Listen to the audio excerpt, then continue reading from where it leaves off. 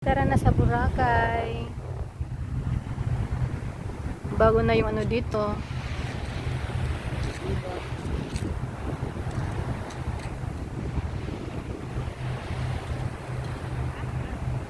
Maraming ibon.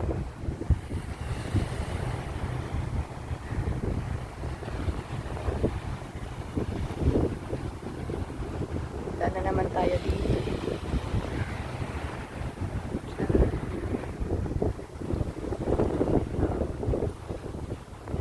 Kaya marami ang puno.